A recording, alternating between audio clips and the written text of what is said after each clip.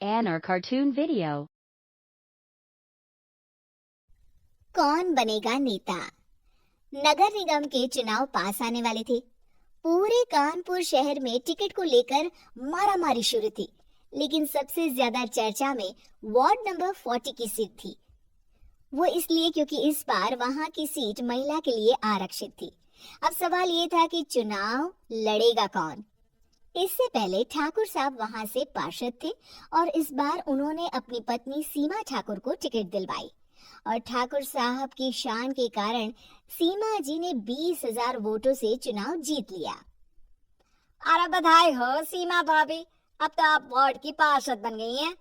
अब तो हमारे काम आप ही करवाएंगी। अरे ये तो सिर्फ नाम की पार्षद बनी है, वो तो महिला सीट आ गई, वरना पार्षद तो मुझे ही बनना था।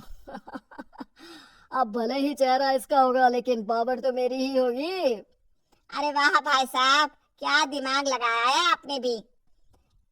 आइए आप लोग, खाना लगा दिया है सबके लिए। सीमा जी पार्षद बन चुकी थी, फिर भी उनकी एक ना चलती। सारे काम ठाकुर साहब खुद ही संभाल लेते और जहां जरूरत पड़ती वहां सीमा जी का अंगूठा लगवा लेते।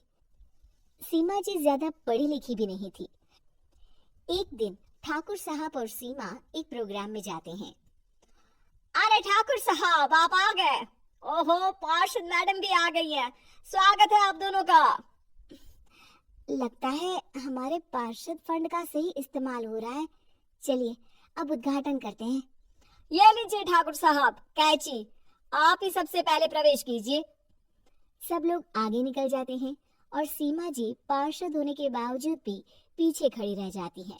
वो देखती हैं कि वेलकम बोर्ड पर उनका नाम है, लेकिन महिला होने के कारण कोई उनका सम्मान नहीं कर रहा। अगले दिन एक आदमी उनके घर आता है। अरे ठाकुर साहब नमस्कार। कल ना हम नोटिस किए कि हमारा घर तो अवैध है और नगर निगम वाले उसे तोड़ने आ रहे हैं। अरे कुछ कीजिए ना ठाकुर साहब।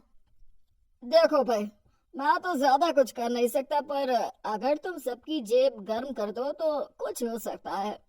कुल मिलाकर 4 लाख लगेंगे। अरे 4 लाख ठाकुर साहब?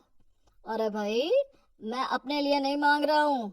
दरोगा है, इंजीनियर बाबू है, बड़े साहब है, सबको देना पड़ता है ना थोड़ा थोड़ा। बोलो है मंजूर? तभी वहां अचानक सीमा जी आ जाती हैं। अरे ये आप क्या कर रहे हैं? पहले इन्हीं लोगों से तो आपने वोट मांगे, अब इनसे ही पैसे ले रहे हो।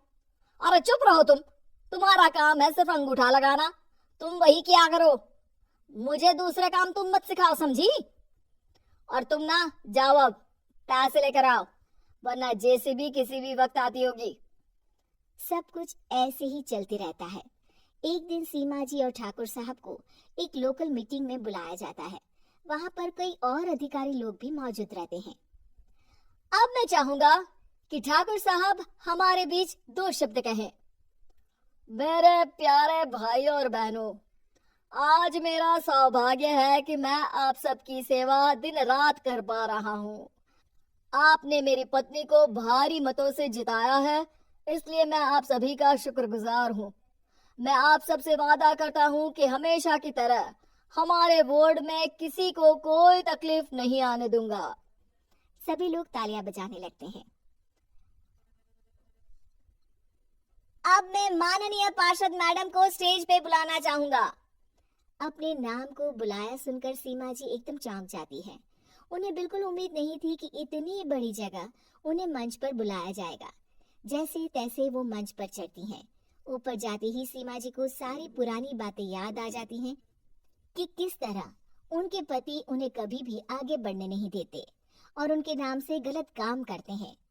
वो बोलने लगती हैं, मैं आपके वार्ड की पार्षद सीमा हूँ। आप में से बहुत कम लोग ही मुझे जानते होंगे, क्योंकि इससे पहले मुझे कभी ऐसा मौका ही नहीं मिला। सारे मौके मेरे पार्षद पति यानी आपके ठाकुर साहब ही लेते रहे, लेकिन आज ये मौका मुझे मिला है तो मैं इसे ऐसे ही नहीं जाने दूंगी। मैं आपको ये बताना चाहती हूँ कि आपके ठाकुर साहब मेरे नाम की आड़ में गैर कानूनी काम करते हैं, जिस पर अंगूठों के निशान मेरे होते थे। इसीलिए मैं अपनी गलती मानती हूँ और आज अपने पद से इस्तीफा देती हूँ। ताकि आगे से कोई गलत काम ना हो पाए। अब फैसला आप सबके हाथ में है कि आप हमें क्या सजा देना चाहते हैं। सीमा जी की बातें सुनकर ठाकुर साहब के चेहरे का रंग उड़ जाता है और वो शर्म से मुंह नीचा करके वहां से चले जाते हैं और पद से इस्तीफा देकर ही सही सीमा जी अपने आप में आत्मविश्वास महसूस करती हैं।